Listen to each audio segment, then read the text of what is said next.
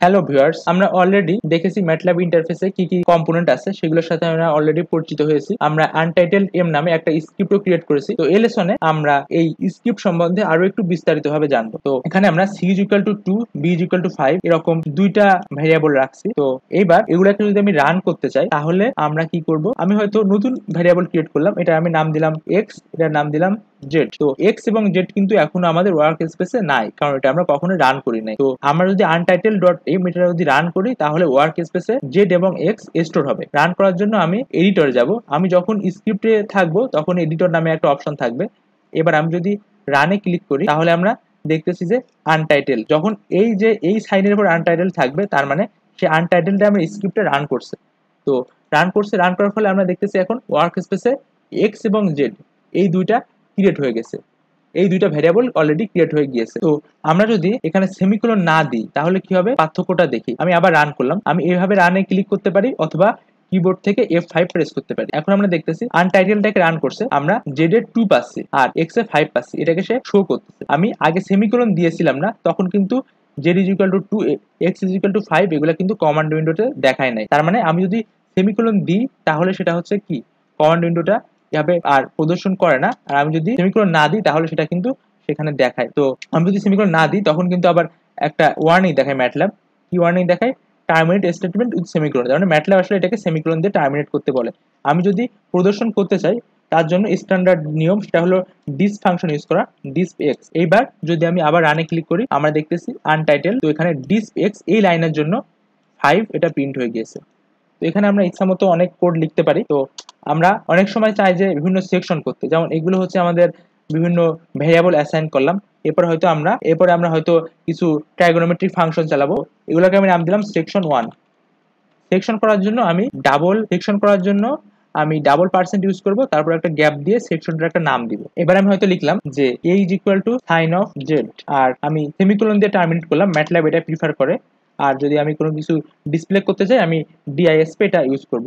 আমি দিলাম b is equal two x square plus 10। এইবার যদি আমি রানে ক্লিক করি আমাদের সেকশন 1 এবং উপরের সেকশন সবই কিন্তু রান হয়ে গিয়েছে।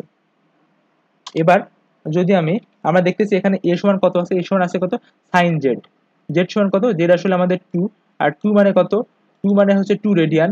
এটাকে যদি আমরা ডিগ্রিতে কনভার্ট করি তারপরে যদি আমরা দেখি এটা সাইন কিন্তু আসলে এটাই আসে। আর আমি ধরলাম যে এখানে সেকশন 2, এখানে আমরা a স্কয়ার রুট দেখব যে p is equal to a square root of 2। এবার আমি সেমিকোলন দিলাম না, এখন সেমিকোলন না দিয়ে যদি আমি F5 প্রেস করি তাহলে p টা আমাদের এখানে প্রদর্শন করবে।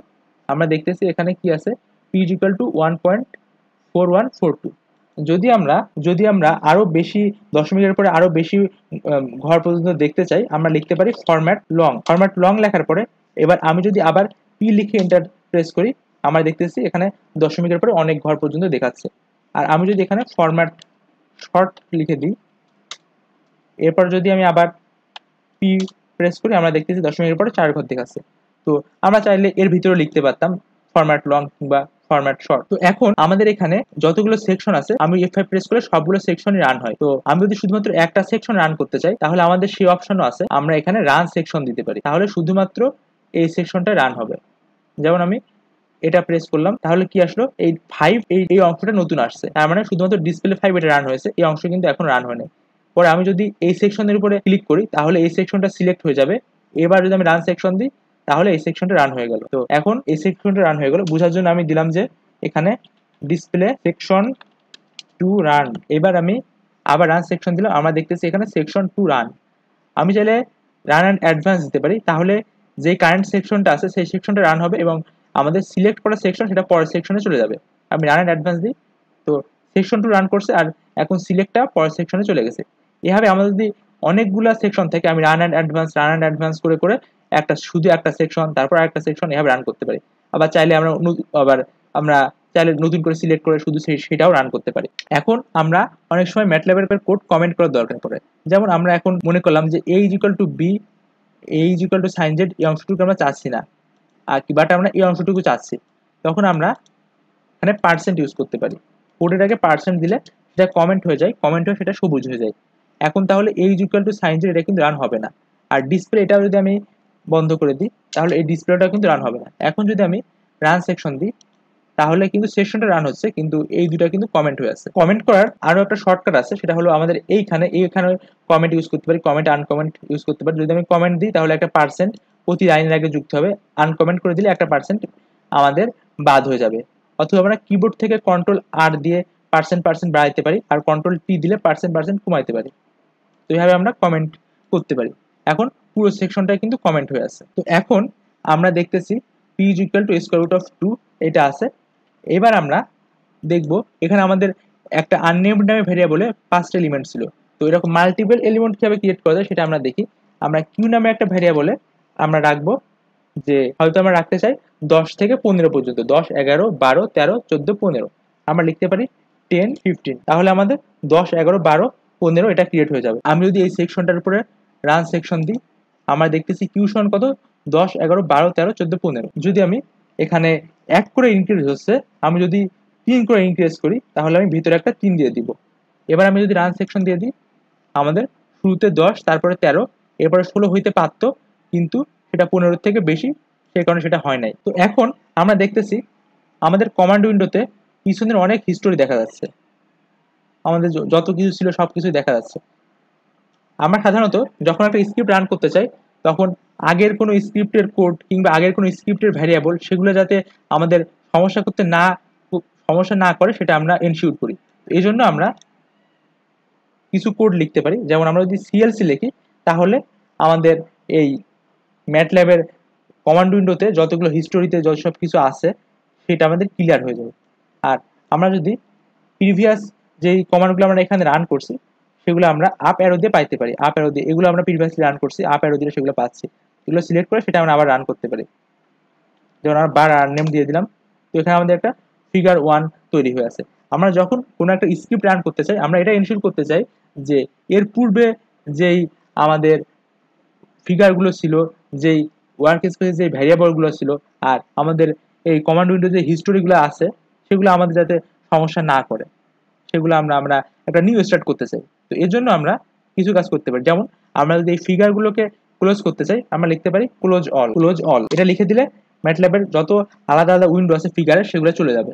আর এই ওয়ার্ক স্পেসে যেই ভ্যারিয়েবলগুলো আছে সেগুলোকে যদি আমরা ক্লিয়ার করতে চাই, আমরা লিখি ক্লিয়ার, তাহলে সেগুলো ক্লিয়ার হয়ে যায়। তো আমরা স্ক্রিপ্টের শুরুতে এই জিনিসগুলো আমরা লিখে রাখি। তো এই সেকশনটা আসলে কিসের সেকশন, এটা হলো আমাদের ইনিশিয়ালাইজ করতেছি কিংবা আমরা ডিক্লেয়ার করতেছি এগুলো। আর এর উপরে সবার শুরুতে আমরা লিখি যে ক্লিয়ার। ক্লিয়ার লিখলে কি হবে, ক্লিয়ার লিখলে আমাদের এই ম্যাটল্যাবের ওয়ার্ক স্পেসে যে ভেরিয়েবলগুলো আছে, সেটা হতে পারে আমরা এর আগে অন্য কোনো একটা স্ক্রিপ্ট রান করছিলাম কিংবা আমরা এখানে কিছু একটা লিখছিলাম, সেগুলো আমাদের ক্লিয়ার হয়ে যাবে। আর আমরা ক্লোজ অল দিলে যেরকম উইন্ডো আছে ফিগার উইন্ডো সেগুলো সব চলে যাবে। আর আমরা আরেকটা জিনিস দিব, সেটা হচ্ছে সিএলসি। আমি যদি এখানে সিএলসি দিই তাহলে এই কমান্ড উইন্ডোতে যতগুলো লেখা ছিল সব চলে যাবে। তাহলে আমরা একটা ফ্রেশ স্টার্ট করব সিএলসি। এবার যদি আমি F5 প্রেস করি, তাহলে আমরা দেখতেছি এখানে পি কিউ এক্স জেড এই জিনিসগুলো আছে। তো এই জিনিসটা রান করলে কি সুবিধা, রান করলে আমাদের এর আগে কোনো কিছু স্টোর হয়ে থাকলে সেগুলো কিন্তু আমাদের প্রবলেম করে না। যেমন আমি যদি এখানে জেড ইনিশিয়ালাইজ করছি, এখানে এক্স ইনিশিয়ালাইজ করছি, তারপর এখানে আমরা ডিসপ্লে এক্স দিচ্ছি।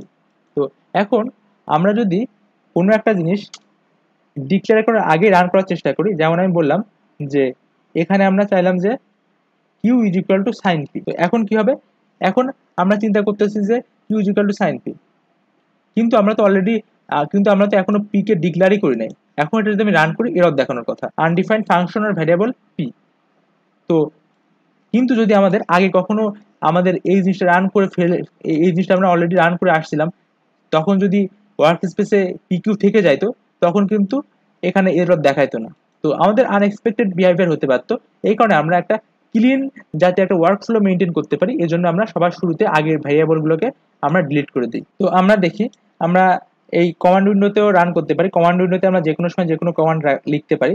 যেমন আমরা লিখতে পারি এখানে sine of pi. Sine of pi কত, সাইন অফ পাই হচ্ছে আমরা দেখতে পাচ্ছি একটা জিরোর খুব কাছাকাছি একটা সংখ্যা। তারপর আমরা দেখলাম সাইন অফ পাই বাই 2, এটা কত, এটা হলো আমাদের 1। তো আমরা এই কমান্ড উইন্ডোতে যে কোনো আমরা লাইন পরপর লিখে টেস্ট করে দেখতে পারি। আর আমাদের এই সেক্টরে আমাদের স্ক্রিপ্টে আমরা একের পর এক লাইন লিখতে পারি, তারপর আমরা রান যখন দিব তখন পুরো সেকশনটা রান হয়ে যাবে, তখন পুরো স্ক্রিপ্টে রান হবে সবগুলো সেকশন। তো এই লেসনে আমরা স্ক্রিপ্ট এবং ভ্যারিয়েবল ইউজেস শিখলাম। এরপর লেসনে আমরা ম্যাটল্যাবে লাইভ স্ক্রিপ্ট সম্পর্কে দেখব।